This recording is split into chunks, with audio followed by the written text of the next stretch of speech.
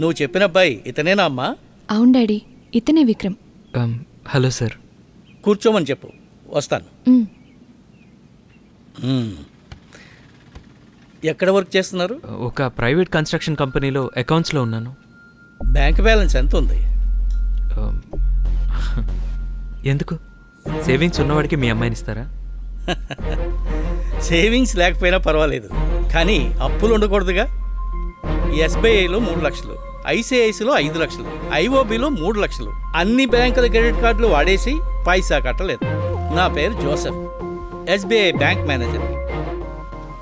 నీకెలా నా బ్యాంకులో క్రెడిట్ కార్డు ఇచ్చారో నాకు అర్థం కావటం లేదు. పిల్లని ఎలా ఇస్తాను?